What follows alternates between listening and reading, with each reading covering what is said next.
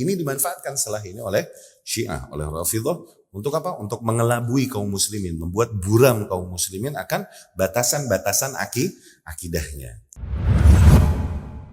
Dan di antara bentuk kecintaan seorang hamba kepada Allah dan kepada Rasulnya Sallallahu Alaihi Wasallam, diperintahkanlah kita untuk mencintai apa-apa yang dicintai Rasulullah Sallallahu Alaihi Wasallam, termasuk ahli baitnya. Demikian akidah ahlu sunnah. Kita mengagungkan para sahabat radhiyallahu anhum dan mengagungkan para ahlul bait dan menempatkan mereka pada posisi yang mulia. Ya, berbeda dengan dua kelompok. Di dalam hal ini ahlu sunnah wasat, di tengah. Dia berbeda dengan dua kelompok. Kelompok yang pertama, Rafidhah, yang dimana mereka mengagungkan ahlul bait berlebihan luar biasa sehingga menempatkan mereka tidak pada posisinya. Di antara mereka ada yang menempatkan ahlul bait sampai mungkin derajat risalah sehingga mengatakan Jibril harusnya membawakan wahyu kepada Ali, bukan kepada Muhammad sallallahu alaihi wasallam. Ini kufur luar biasa, berlebihan, ghulu. Ya? Dan kemudian yang mengatakan kesucian ini dalam artian maksum, dalam artian tidak ada lagi dosa ke atas para ahlul bait. Enggak begitu juga. Ya, enggak ada kekeliruan lagi, itu enggak begitu. Bahkan sampai titik mengkafirkan para sahabat lain radhiyallahu anhum. Ini Rafidhah yang berlebihan di dalam ahlul bait. Ini satu kutub dan ini keliru. Ada kutub satunya seberangnya namanya Nawasib, Nasibah. Kaum Nasibah adalah kaum yang membenci ahlul bait, memerangi bahkan membunuhi para ahlul bait. Ya. Inilah yang terjadi ketika mereka memerangi keturunan-keturunan Rasulullah sallallahu alaihi wasallam, enggak memberikan mereka hak-hak kehormatannya sebagai ahlu Rasul sallallahu alaihi wasallam. Di antaranya siapa? Hajjaj bin Yusuf Tsaqafi.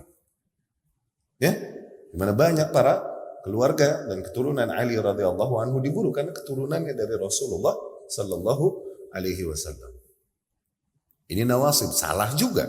Kita mencintai dan mengagungkan para ahlul bait, ya, karena apa? Bentuk kecintaan dan pengagungan kita kepada Rasulullah sallallahu alaihi wasallam. Namun sebagaimana kita mencintai dan mengagungkan makhluk, tempatkan mereka pada tempatnya. Tidaklah mereka lebih tinggi daripada Rasul sendiri sallallahu alaihi wasallam sehingga boleh mengatakan nilai-nilai keyakinan yang Rasul sendiri nggak bilang begitu sallallahu alaihi wasallam. Awas, kita cinta bukan kepada mereka secara zatnya, bukan.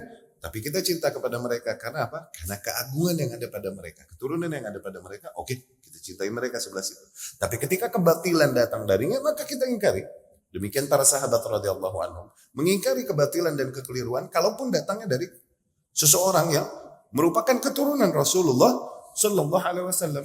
Bukankah Husain radhiyallahu anhu diingkari oleh Ibnu Umar, oleh Ibnu Abbas radhiyallahu anhu ketika keluar dari Madinah dan khuruj dari Umayyah? Diingkari oleh para sahabat. Lihat, kalaupun dia adalah seorang cucu dari Rasulullah sallallahu alaihi wasallam, sehingga Ibnu Umar berkata, kalau bukan karena takut aku dicerca manusia, aku akan kalungkan tanganku di lehermu dan aku seret engkau kembali ke Madinah. Yani jangan keluar dan ke Kufah karena terhasut oleh surat-surat yang dikirim oleh para penduduk Kufah untuk membaiat yang terhasutkan Husain radhiyallahu anhu, sehingga keluar dan terjadilah yang terjadi fitnah dan terbunuhlah Husain radhiyallahu anhu bersama banyak dari keluarganya yang merupakan ahlul bait Nabi sallallahu alaihi wasallam. Tuh, lihat. Diingkari kalaupun salah.